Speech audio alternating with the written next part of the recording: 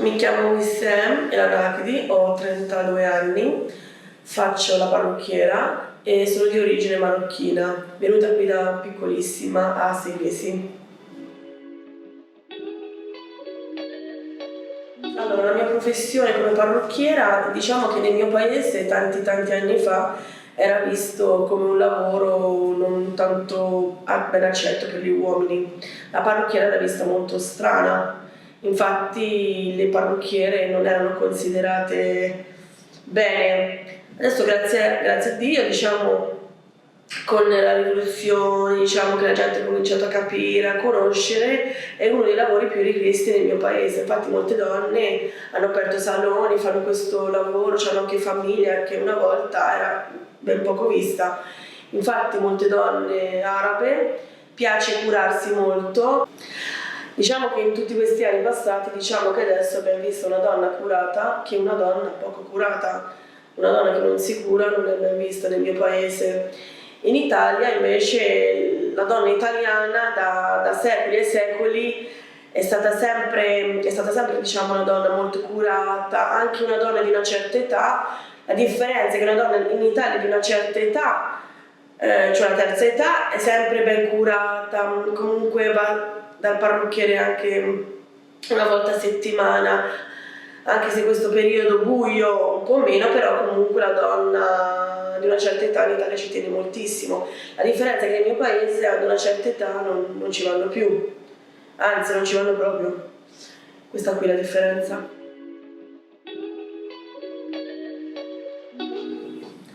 Io questo mestiere l'ho iniziato che ero una ragazzina, avevo 15 anni.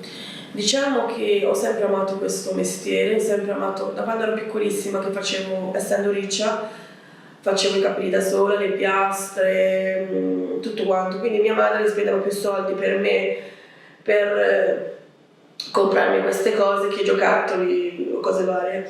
E poi volevo anche la mia indipendenza perché mio padre, essendo lavorava da solo, avendo anche 3 figli, non poteva darmi quello che io chiedevo, vestiti, le cose da adolescenti. Ho finito fino al terzo superiore, ho preso una qualifica di turismo, commercio e turismo, però non era quello che io volevo. Allora sono andata a cercare lavoro nell'ufficio alla regione, in pratica ero andata. Però mi hanno consigliato che essendo ancora minorenne, perché dovresti perdere i tuoi anni andare a lavorare perché non fai un corso di una cosa che ti piace. La prima cosa che mi è venuta in mente è la parrucchiera, infatti ringrazio sempre una signora che mi ha dato questo consiglio. Ero andata ad agosto e il corso doveva iniziare il 5 dicembre e mi sono iscritta. Ho studiato tantissimo perché ancora non è che c'erano le ricerche su Google, i tutorial su YouTube, quindi abitavo a San Sisto, quindi andavo nelle biblioteche, facevo una ricerca di questo mestiere perché dovevi affrontare un esame per farti entrare a scuola perché eravamo tantissimi. Poi è arrivato il giorno, il famoso 5 dicembre, davanti a una commissione mi hanno fatto le domande, sono andata bene e dopo 2 settimane mi hanno risposto e mi avevano preso.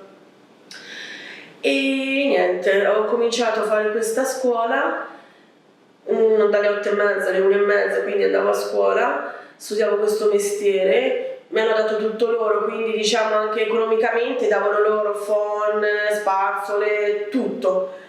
E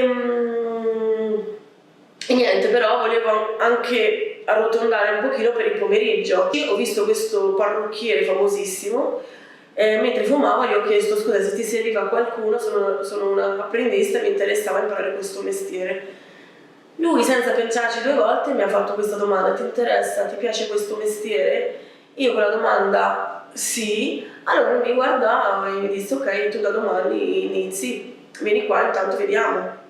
E il giorno dopo, che era di lunedì, che lui lavorava anche di lunedì, sono andata di mattino presto alle 9 e niente, ho lavorato tutto il giorno, stanchissima, ho preso il pullman, stanchissima, avevo le gambe che non reggevano. Infatti dicevo, secondo me non era per me questo mestiere perché fisicamente non pensavo fosse così difficile una cosa che fai a scuola teoricamente è una cosa che fai al lavoro praticamente, essendo stata una ragazzina. Però non mi sono arresa, il giorno dopo ci sono ritornata, lui mi ha rifatto la domanda, ti vuoi restare qua? Io ho detto di sì, quindi la mattina andavo a scuola, uscivo alle 1:30, con il mio panino lo mangiavo nel pulmino e andavo a lavorare fino alle 7:30, tutti i giorni. E niente, da lì ho capito che questa era la mia passione, amavo stare con la gente, tuttora. Mi piace stare con la gente, imparare cose nuove. Non ero bravissima a scuola nella storia, nella geografia, in tante cose, però con questo mestiere ho imparato tantissime cose, perché alla fine impari la storia, impari la geografia, impari tantissime cose che non ho voluto imparare a scuola, l'ho imparato nel mio mestiere. Infatti anche davanti alla gente devi essere sempre pronta a dare delle risposte, perché molta gente tuttora pensano che facendo la parrucchiera sei ignorante. Dice vabbè, tanto se non lavori fai fare la parrucchiere. Assolutamente no. Anzi, facendo questo mestiere mio come parrucchiera devi sapere tantissime cose, la geografia, le religioni, la politica. Comunque è una cosa, stando davanti alla gente vedi tante culture, tante razze, tanti modi di pensare e un pochino fai una tua valigia di tante culture, tante cose da sapere. Ed è anche bello parlare con la gente, saper rispondere. E niente, poi ho fatto questo, sono stata da lui per 3 anni, ho fatto anche lo stage, l'ho superato, poi la scuola mi ha mandato da un'altra parte, in cui mi sono trovata benissimo, ho lavorato quasi 9 anni, perché eravamo più donne, dove lavoravo prima non eravamo in 2 o 3 persone, quindi diciamo eravamo più donne, il negozio era più grande, eravamo quasi 7 dipendenti, 2 estetiste, quindi ho fatto lo stage da lui per 3 mesi, eravamo io e un'altra ragazza, però io con tutti i denti volevo rimanere là perché mi sono trovata benissimo. Ci sono state tantissime sfide, è arrivata la crisi economica, ci sono state le ragazze, diciamo, quelle che erano in maternità in cui anche io lavoravo, è normale, tra donne non è facile, quindi tante dispettucce, non è facile, però va bene, testa alta, fai la tua strada, vai avanti. Io volevo fare questo mestiere, volevo imparare, quindi dicevo, ignoravo quello che succedeva intorno a me. Ringrazio per aver fatto questa scelta perché mi ha fatto arrivare a quello dove sono arrivata adesso. Lui mi dava anche delle testine da fare, io lo ringrazio, anzi io ringrazio sempre li ringrazio, perché se non fosse stato per loro mi avrebbero messo in un angolo o ignorandomi o facendomi fare le cose più banali, forse sicuramente non sarei arrivata a questo. Ringrazio sempre lui per aver aperto la mia attività, per non essere anche davanti alle mie difficoltà, comunque riesco a rialzarmi. Sicuramente le prime volte che ho aperto la mia attività non è stato facile, perché è sempre vista come ah sì vabbè ragazza marocchina, forse perché diciamo ho attirato la gente per un prezzo basso, cioè se altri facevano una piega a 20 e passa euro, io l'ho fatta alla metà, sicuramente per attirare la clientela, perché se la mettevo a un prezzo classico sicuramente non ci veniva nessuno.